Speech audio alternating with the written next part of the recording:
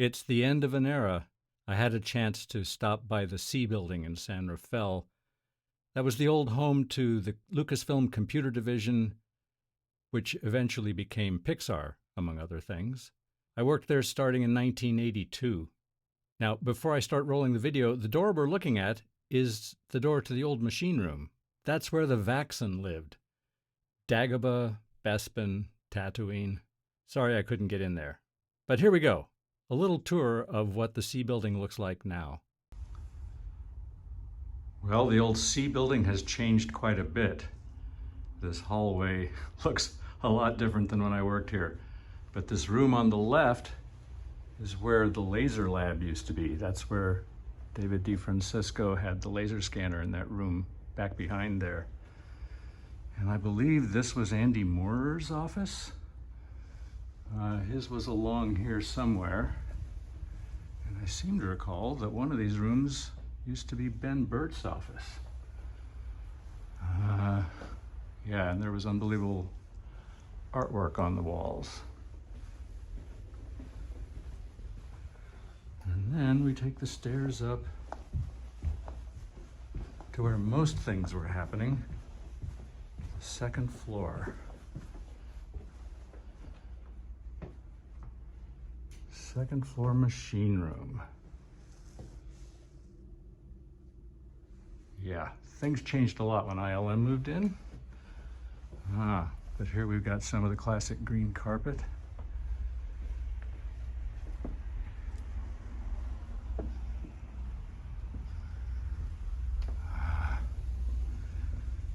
This hallway, I think Alvy's office was over here on the left. I think Ed's... Actually, I think that's Lauren Carpenter's office, and Ed and Alvy were next to each other. Was in here. I remember Tom Duff being in this office. And I think Ralph Guggenheim was here. This corner is where Dorothy Land's desk was. And Kay was right here. This is the window I looked out when I was hallucinating and trying to figure out whether it was a sunrise or a sunset. That's a story from the making of Andre and Wally B. So Dorothy would send out emails saying physical mail has arrived. And our mailboxes were, they still are right here, where we pick up our mail. Okay, well, this floor changed quite a bit. Here's the, well, okay, this has all been rebuilt. I can't get into that room. That was the graphics room. The graphics room was behind there. And we had the printer room and another graphics workroom back here. That was also the communal office where I had my first desk. Yeah, so the hallway, this is the wall I sat against as I watched a monitor that was over here. I think these walls have been moved around a lot. And it's where I watched the monitor during the filming of Andre and Wally B. Darn, too bad I can't get in there. Nope. All right. Third floor.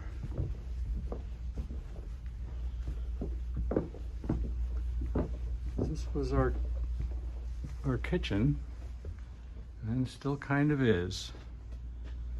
Yeah, I cleaned this place more than a few times. We had different furniture here in the old days, of course.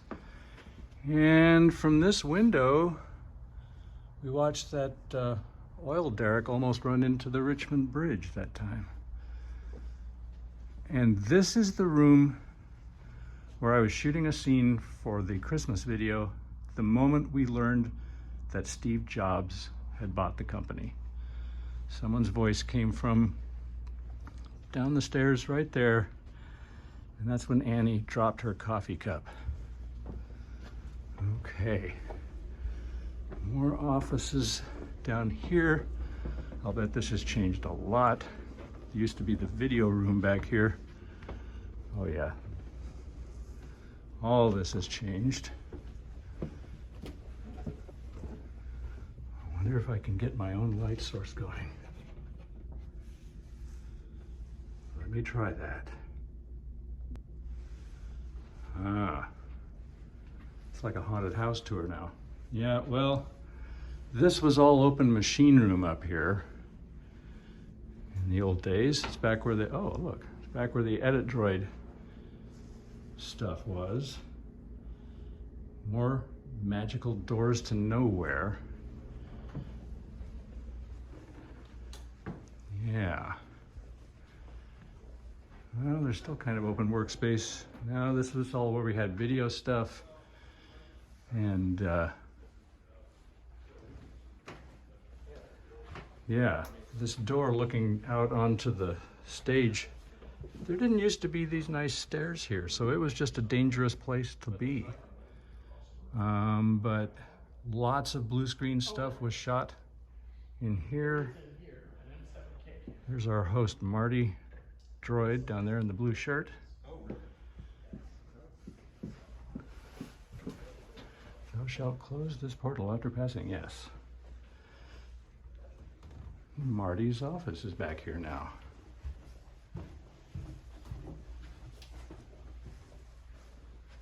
Telephone closet. Ah, that's locked. Okay. Yeah, everything changed here. But up in this space, or what used to be in this space, is where I taught myself video editing by doing crash edits between pneumatic decks.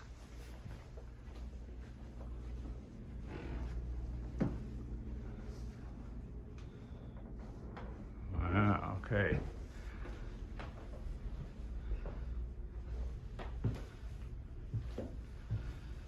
We had an Escher painting, the one with the stairs going every which way and people walking upside down. We had it in the hallway and labeled it map, and labeled it map of C building, because it really is amazing here. Notice how we're back to this location and you don't even know how we got here. So that was a tour of the third floor. Out here is where people were standing for some of those big group photos of everyone.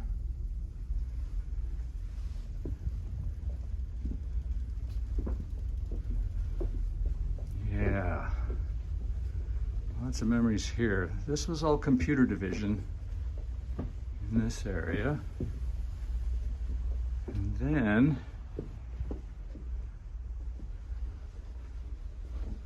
got over this way and it was Sprockets. Notice more stairs going down. We might get to those in a second. But if we come over here, yeah, oh, this got remodeled a little bit. This used to be a more open kitchen. Restrooms over there. All right, then we got to the lobby of what used to be called Sprocket Systems. And, oh, yeah. Second floor machine room. Here's where I came in one Saturday night, found Tom Christopher sitting at a desk here, and this room was full of dubbers, and those things were really loud. They're going, and they were mixing Return of the Jedi. It's about 10:30 on a Saturday night, and Tom said, "Movie making sure is glamorous." But there's still some digital projection in here. This was the room we called the Sprockets Theater.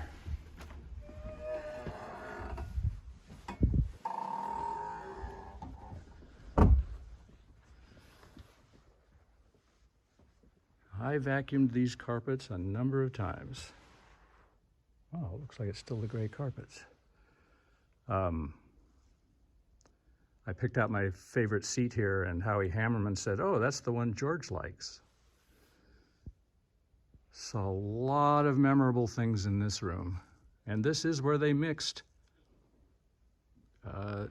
Return of the Jedi, and a lot of movies from those days.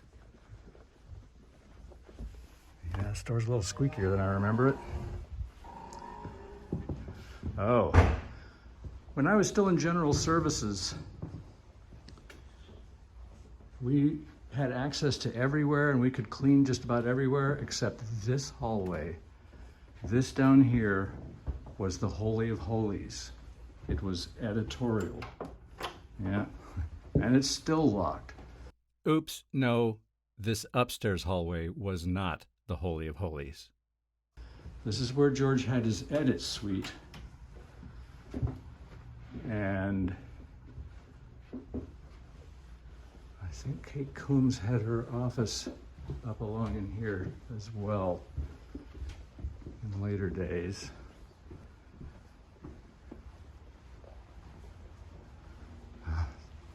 There used to be so much amazing artwork here.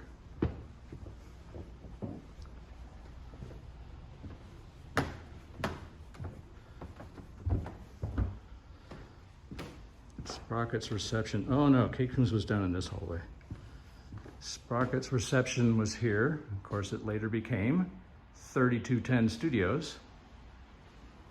Oh, this is what I was looking for. Oh, can't get in there. Ben's Pit was down here somewhere. I think that was it. Oops, nope, that was not the pit. We'll get to it later in the tour. Ben Burt recorded me screaming in there. Oh. I don't even remember this space. Who will document it? Ah. Got back here into an editorial space of some kind. Production office.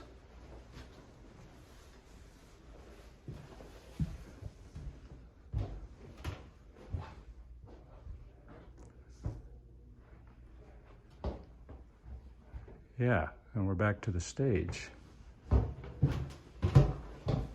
Okay.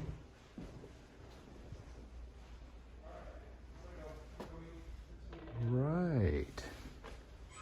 I remember having access back here before. Maybe there's another place I never cleaned. Who knows?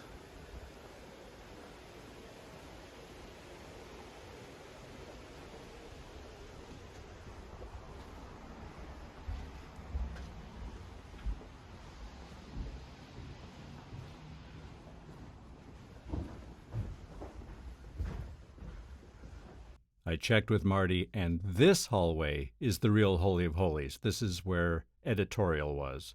So Return of the Jedi, among other things, was edited in this hallway. I think this is also editorial space back in the day.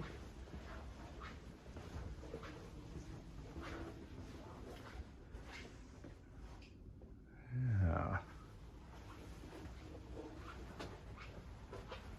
In the infamous parking lot between C and D. Okay, from that parking lot into here, I told you the building was a maze. We're back in the Sprockets Theater. And it still sounds pretty good in here. Some amps are still on. I can hear hum. Wow. Okay.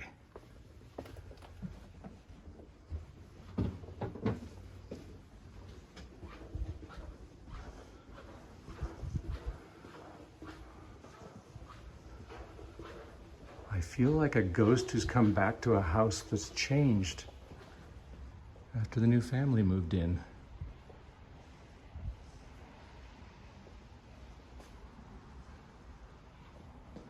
Still a few ILM-ish artifacts hanging around.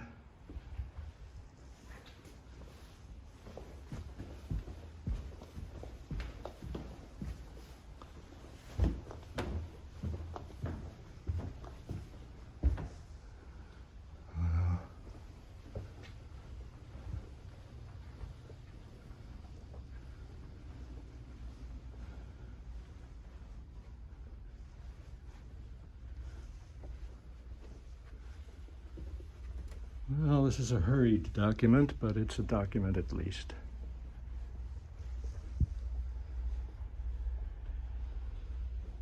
Let's see what happens if we go down these stairs. Maybe we've already been here.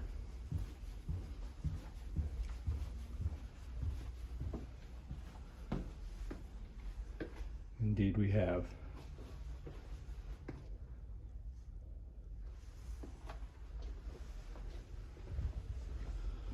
Well,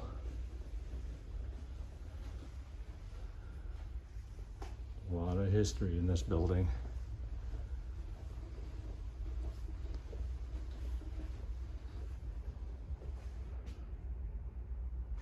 Laser scanner.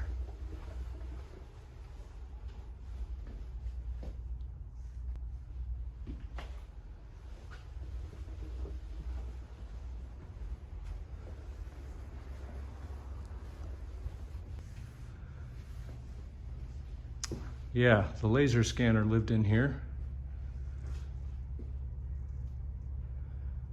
That's where the first computer to film stuff happened, right in that room.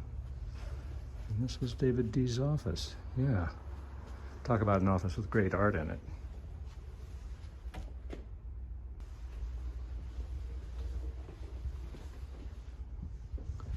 All right. It's funny, this hallway feels smaller than it used to. But I'm sure it's the same. All right. Let's see if I can find my way. Oh, wait. Is this the pit?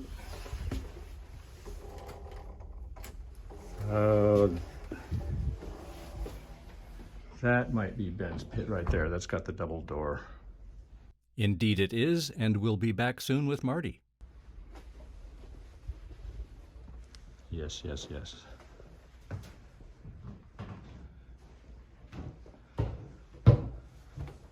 This door was never open when I worked here. I had to go all the way around if you wanted to get on the stage.